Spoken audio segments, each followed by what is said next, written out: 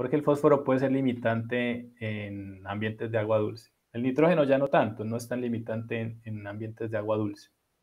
Pero también, como dice Mónica, hay otros aspectos.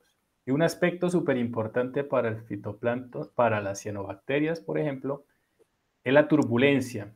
Y muchas veces esa turbulencia es relacionada al tiempo de residencia del agua, de cuánto el agua queda parada. Ese también es básico, es súper básico, es bastante importante. Si yo tengo, por ejemplo, un agua corriente, si yo tengo un agua corriente, la chance de que la comunidad fitoplanctónica en general, que las cianobacterias se reproduzcan, pues es menor. Pero si yo tengo el agua parada, la chance de que eso ocurra es mucho mayor. Entonces, ¿qué es lo que hacen en ese el caso de aguas corrientes? Pero también en la turbulencia, en cómo está la columna de agua. Si yo tengo una columna de agua como una piscina, como estamos hablando, las cianobacterias, y bueno, con un poco de mezcla para tener disponibilidad de nutrientes, pero yo tengo esas condiciones, las cianobacterias van a dominar, porque ellas consiguen permanecer en esa cama. Entonces, ahí es una mezcla de cosas. Hay otros elementos que podrían afectar. Por ejemplo, hay experimentos que no son tan recientes que muestran que a pesar de que yo tenga una alta concentración de nutrientes, si yo no tengo hierro, en determinada forma que las algas, las cianobacterias necesitan, la cianobacteria no es capaz de consumir todo el fósforo que hay en el ambiente. O sea que el hierro también puede ser un limitante. Y otro aspecto bastante importante en el caso de embalses de reservatorios, ya tiene que ver con aspectos espaciales, con la dinámica espacial. Por ejemplo, en un punto yo tengo determinada cantidad de algas y ahí no es tan adecuado para que se reproduzcan las cianobacterias. Pero en un brazo más arriba, por ejemplo, en un embalse donde hay aguas paradas, la concentración de nutrientes es mayor, ahí las condiciones son buenísimas para que haya una alta cantidad de biomasa. Y se exporta esa biomasa. Y eso puede confundir los análisis, porque digamos, si yo estoy haciendo un análisis donde digo, bueno, tengo esta concentración de fósforo, ¿cuánta biomasa encontré? En este otro punto, esta fue mi concentración de fósforo, ¿cuánta biomasa encontré? Como hay ese exporte, entonces yo no voy a encontrar un link entre la concentración de fósforo local y la abundancia de cianobacterias. O sea, yo voy a decir, pero espere, ¿cómo así? Aquí el fósforo que yo tengo es bajito, mientras que aquí mientras que a pesar de eso, la concentración de cianobacterias es alta. ¿Sí? Eso también puede hacer en que en los estudios no, no se encuentre un link entre lo que pasa con la comunidad de fitoplancton o de cianobacterias con las condiciones ambientales.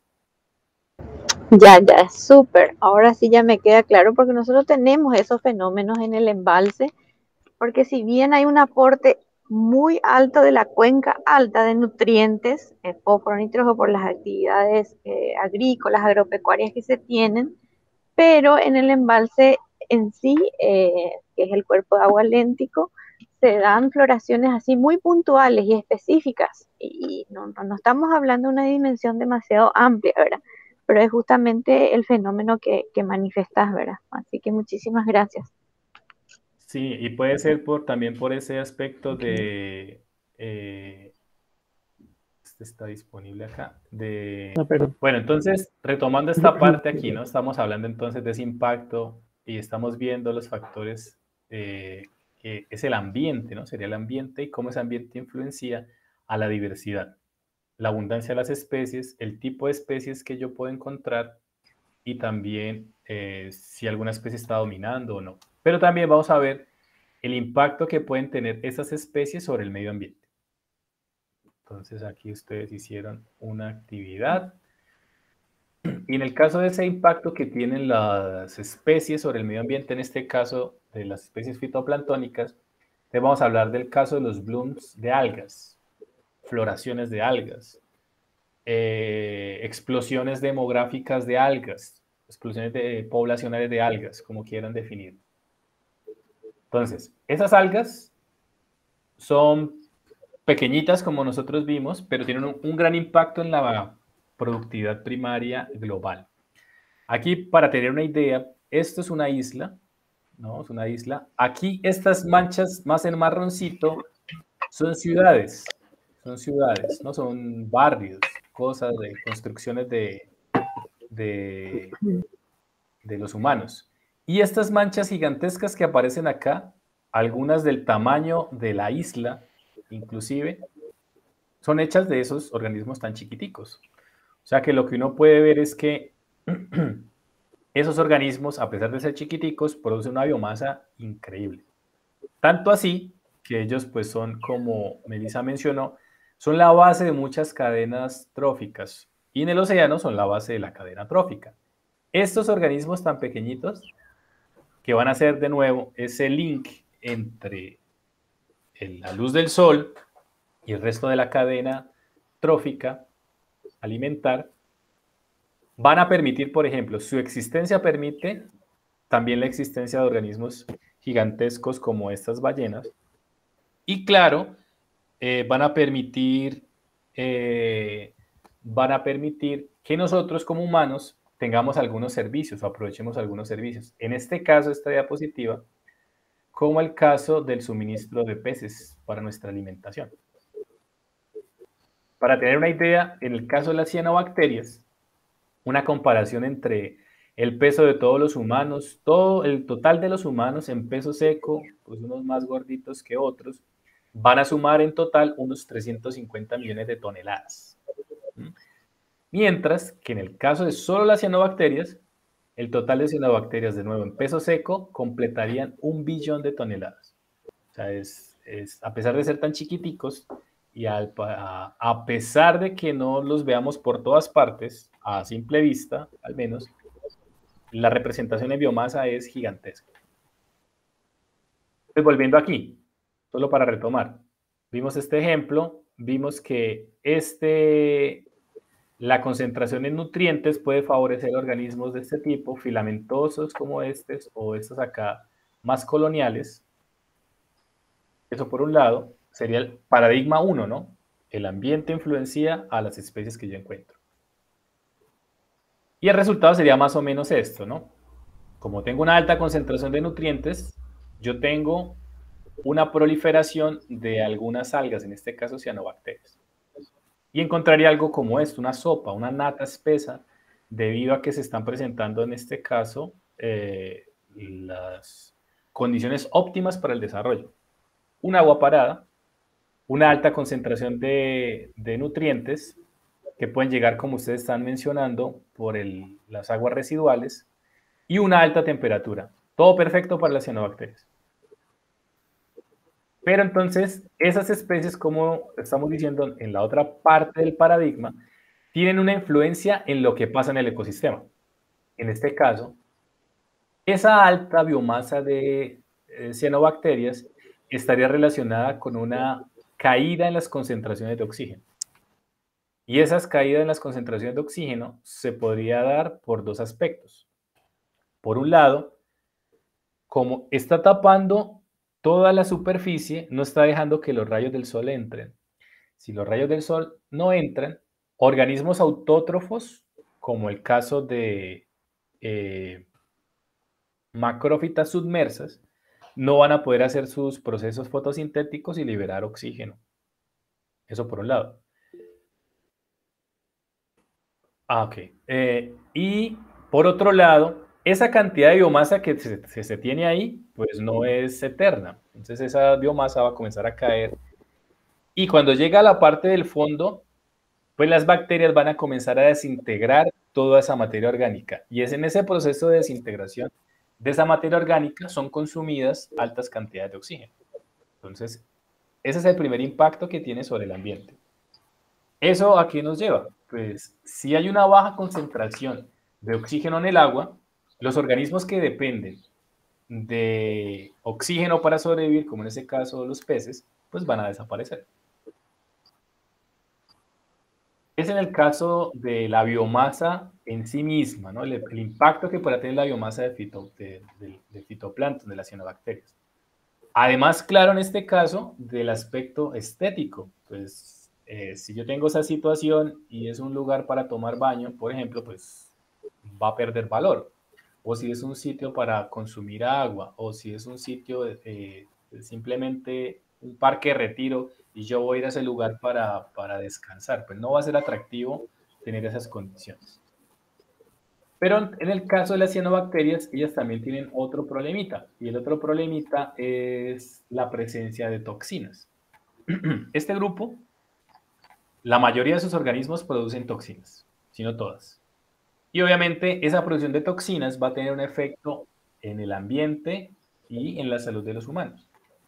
A veces es más fácil identificar esa producción de toxinas, o mejor, la presencia de estos organismos, de las cianobacterias, e intuir que sus toxinas pueden estar haciendo estragos, causando estragos. Como acá en este ejemplo. En este ejemplo, yo podría decir, uy, mira esto, esta sopa, estos son cianobacterias. ¿Sí? Por el color, probablemente por el ambiente en el que lleguemos, es un ambiente parado, tal. Y vemos estos peces muertos, entonces uno podría decir, uy, o fue que disminuyó tanto la concentración de oxígeno que mató a los peces, o la concentración de toxinas es tan alta que mató a los peces. De cualquier forma, sería peligroso para nosotros, como humanos, meternos a ese cuerpo de agua o tomar de esa agua para usarla en nuestros quehaceres, en ese caso. Pero, y aquí, esto es un embalse del que alguna ciudad, la ciudad de Caruaru, en Brasil, toma su agua. Aquí, ¿será que yo tengo una alta concentración de cianobacterias y una alta concentración de toxinas? Aquí es un poco más complicado, porque no necesariamente un agua clara significa que tengo menos cantidad de cianobacterias o de toxinas. ¿Okay? Entonces, por ejemplo, vamos a ver lo que pasa con los cuidados que hay que tener en el caso de las cianobacterias. Digamos que tenemos ese caso. Vamos a un paseo allá a Paraguay. Bueno, en Colombia se hace mucho de ir a hacer paseos al río, a las lagunas y tal. Y va uno, y en Colombia tenemos una costumbre muy extraña que es, llegamos al río, no sé qué, llevamos ollas y llevamos alimentos crudos y cocinamos al lado del río, cocinamos al lado de la laguna con agua del río o con agua de la laguna. Nosotros conocemos eso como paseo de olla y es una tradición. Entonces digamos que ustedes van a un paseo de olla a Colombia o si hacen allá en Paraguay o van a acampar y ustedes llegan allá y van a tomar agua del río, de la laguna. Entonces ustedes dicen, en el curso nosotros vimos que el agua puede tener cianobacterias, o sea, hay que tener algún cuidado. Y yo conozco dos tipos de cuidados con los que yo podría purificar el agua. Por un lado, yo podría hervir el agua. Hiervo el agua y listo, el fuego mata todo. O yo soy un poco más sofisticado, invierto en un filtro de carbón para llevar a mi salida, a mi paseo de olla en mi caso, o su camping. Pero entonces ahí hay unos problemitas que tienen que ver con las características que tienen las cianobacterias. En el caso de hervir el agua, no es apropiado, en el caso de las cianobacterias. ¿Por qué? Porque cuando se hierve, ¿qué es lo que pasa? Se rompen las células de las cianobacterias y se libera más toxina en el agua. Y eso hace las cosas peor, ¿sí? Porque voy a estar más expuesto a esas toxinas. Y en el caso de los filtros de carbón, el problema es que las moléculas de las toxinas de las cianobacterias son muy chiquiticas. Son tan chiquiticas que no son capturadas por los filtros de carbón. Entonces, ahí no podríamos utilizar ninguna de las dos formas. ¿Qué es lo que se hace entonces? Considerando ese impacto que tienen las cianobacterias en el medio ambiente, y hay que pensar, o hay que tener claro, que los tratamientos tradicionales que utilizamos para purificar agua no son suficientes. Esto es una información de la Agencia de Protección Ambiental de los Estados Unidos. Ya que hacen un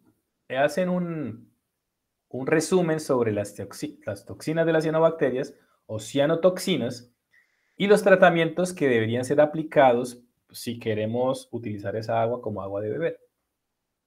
Entonces, una cosa que ellos dicen es lo que yo subrayé aquí. Dice, por ejemplo, que hay que tener determinado tratamiento, un tratamiento específico, porque dice aquí, la oxidación de la microcistina, o sea, para quitar el problema de la microcistina es una de tantas de las toxinas que producen esas cianobacterias.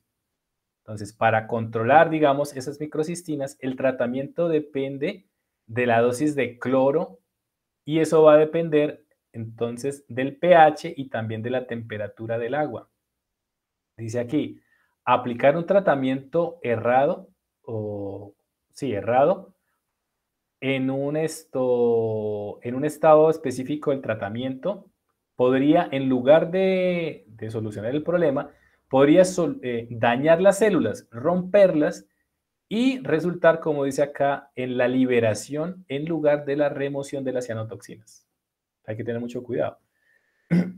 Esto no lo sabían, por ejemplo, estos elefantes que dicen que murieron allá en África pasado, y parece, no seguí la noticia más tiempo, parece que los responsables de, de esas muertes de los elefantes fueron cianobacterias. Y es posible. ¿Por qué? Porque en algunos de esos ambientes, en algunos momentos del año, las temperaturas son altas, son pozas que están paradas y son ricas en nutrientes, por ejemplo, provenientes de las heces de estos animales. Y también si nos ponemos a pensar, un elefante adulto en media, como coloqué acá, él puede beber por día 225 litros de agua. Eso es un montón de agua. ¿Qué quiere decir eso? Si yo bebo un montón de agua, pues la concentración de estas cianotoxinas va a aumentar en mi organismo y yo podría morir. Entonces parece que las cianobacterias, organismos de nuevo tan chiquiticos, son capaces de hacer estragos en organismos robustos y grandes como estos elefantes. Y también está el caso de lo que puede pasar en los humanos. Ese es el caso de Caruaru, que aconteció en 1996 en la ciudad de Caruaru, en Brasil. Este es el embalse de donde esa ciudad tomaba su agua, su suministro de agua. Entonces, como muchas ciudades latinoamericanas tienen problemas, algunas regiones tienen problemas con el suministro de agua. Algunas regiones, en algunos momentos también, para llevar el agua necesitaban de estos carrotanques, porque no había suministro adecuado. Entonces, ¿qué era lo que hacían? Tomaban estos carrotanques y esos carrotanques llegaban por todas partes de la ciudad, inclusive para restaurantes, colegios, supermercados, todas partes, incluyendo el hospital de la ciudad. Entonces llegaba el agua de los carrotanques al hospital de la ciudad y los del hospital decían, me imagino que decían algo así, ¿no? Pues nosotros somos inteligentes, nosotros no vamos a utilizar el agua como viene, nosotros vamos a utilizar filtros de carbono. Pero nosotros ya sabemos, tenemos un spoiler de que eso no funciona. ¿Qué hicieron entonces? Agarraron el agua de los carrotanques, las pasaron por unos filtros de carbono y dijeron, bueno, vamos a utilizarlas en todas las partes de la clínica, incluyendo la clínica de hemodiálisis. Pues obviamente el organismo de las personas entró en contacto directo con esta agua, que para desgracia de esas personas tenía una alta concentración de toxinas, de cianotoxinas.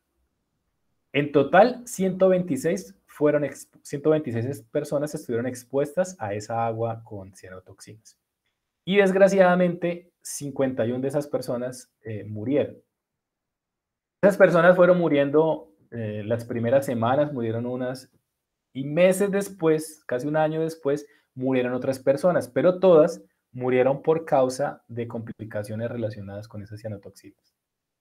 Ellos se fueron a enterar solamente cuando mandaron pruebas para Estados Unidos y allá comprobaron de la presencia de la toxina. O sea que esta parte del impacto que puede tener un organismo tan chiquitico sobre el medio ambiente es bastante importante, incluso puede atingirnos, puede afectarnos, ¿no? El caso de Caruaru. Basado en esto, o debido a este problema, pues ya las leyes brasileras como que dijeron, pues espera ahí, tenemos que tener alguna clase de control en las aguas que nosotros estamos utilizando. Y ahí aparecieron algunas resoluciones que yo voy a mostrar más adelante sobre el uso que se le puede dar al agua dependiendo, digamos, de las concentraciones de cianobacterias. Para Colombia no existen. Para Colombia utilizan de otros países, pero no existen esas recomendaciones.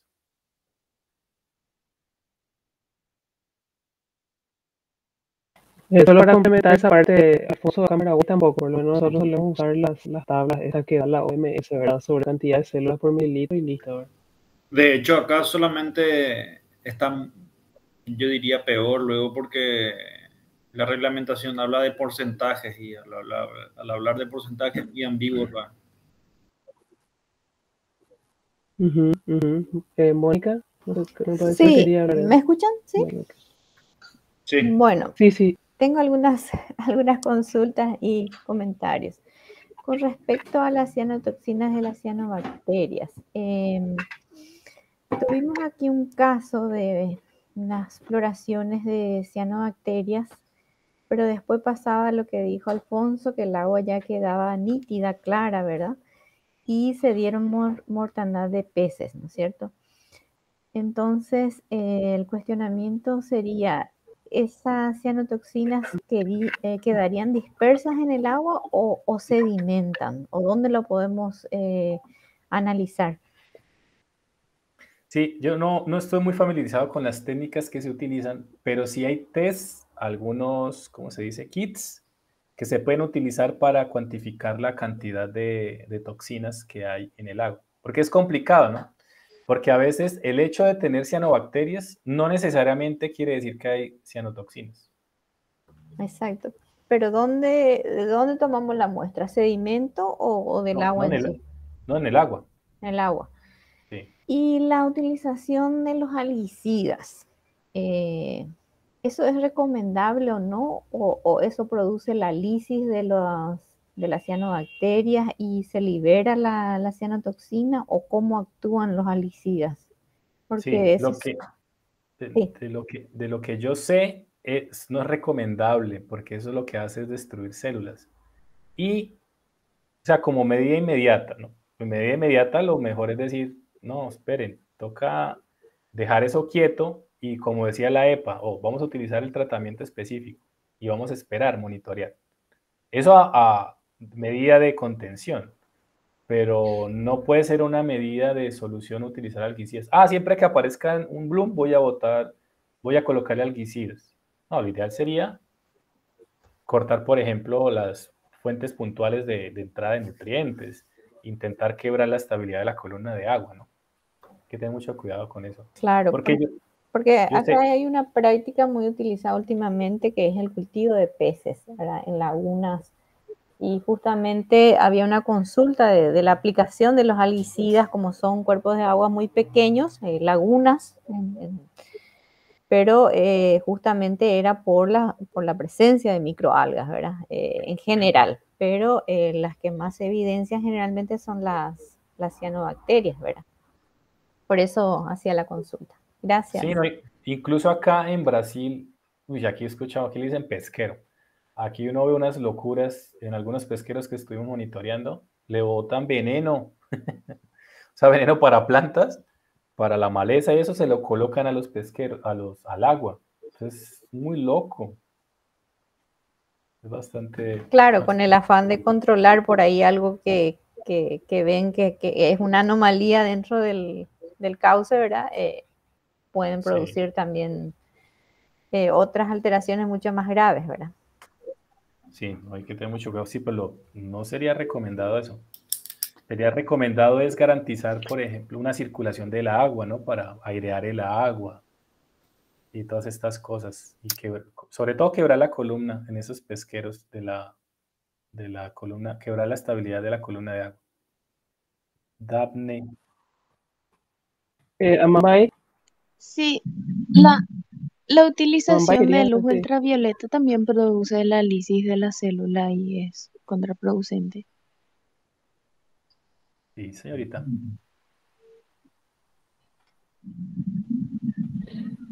Aquí, si me permite, le estoy compartiendo en el chat un link de un video que en el minuto, un ratito, solo para darle datos más específicos.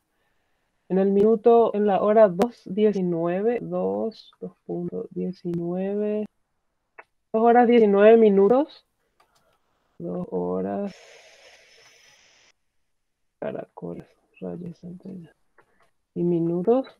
Les digo porque, según la pregunta de Mónica, ¿verdad? Aquí la profesora Silvia Bonilla, en una de las conferencias que nos había ella dado en Maratonalgas el año pasado, ella había comentado un poco de eso, Mónica, de cómo esas algas, de cómo esas toxinas, ¿verdad? Lo que sí queda, las células van al sedimento, ¿verdad? Y muchas veces, por eso es que el agua no es que cuando se ve transparente ya de buenas a primeras, después de pasar la época de verano, que es la época en la que generalmente suelen darse los blooms, por lo menos esa es la característica en la mayoría de nuestros puntos más calientes turísticamente hablando. Una vez que pasa el verano, tipo un mes después, el agua ya está un poco más transparentita, más quieta, en fin. Y ella comentaba justamente sobre eso, ¿verdad? Que las toxinas quedan libres en el agua y hace unos comentarios muy interesantes con respecto al tipo de cianotoxina y cuáles son inclusive los tipos de test que pueden aplicarse para hacer la detección de esas toxinas. Por eso les coloco ahí. Entonces, a los demás que puedan estar interesados en eso, el video, claro, como era de una conferencia, tiene una longevidad de 3 horas y 25, pero en la hora 2 y 19 minutos aparece ya ella haciendo esos comentarios. Entonces, era para complementar. Sí, súper Meli, gracias. También teniendo en cuenta un poquito, no recuerdo ahora el nombre de la estructura especializada de las cianobacterias, que hay algunas que cuando las condiciones ambientales no están dadas, es como que esporulan, ¿verdad? No recuerdo la estructura específica. Y cuando las condiciones sí están dadas, vuelve a aparecer también una floración, ¿verdad? Esa también es una característica particular de las cianos, ¿verdad? Gracias, Melissa.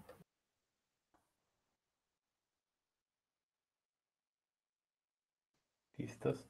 Pero serán los acinetos, ¿no? O cistos de resistencia. Entonces, los que están diciendo, el alga o la especie dice, uy, las condiciones están muy malas, yo me voy a guardar. Entonces crean esas estructuras, cistos, quistes, ¿no? Es en español, quistes de resistencia, y se van para el fondo. Ahí cuando las condiciones mejoran, entonces ellas despiertan, digamos, ¿no? Bueno, entonces, aquí continuando, ese es el problema ese problema de las floraciones no es exclusivo de las cianobacterias. Al principio Mario habló algo de las mareas rojas, entonces ese también el problema de las mareas rojas. También crean unas altas biomasas. Lo que sigue después, ok. En este caso, estas floraciones, esto es para el océano, ¿no? Están relacionadas con esta alguita llamada Noctiluca. Es lo mismo. Una alta biomasa, estas algas también tienen toxinas. Estas toxinas son acumuladas en los bivalvos, en los mejillones, ¿no? Que van filtrando todo lo que hay en el agua, ellas acumulan esas toxinas y los humanos llegan a comer de estos alimentos y ahí van a tener algunos problemas en el estómago, ¿no? Y también, bueno, el impacto que pueden tener esas mareas rojas también se puede dar en agua dulce.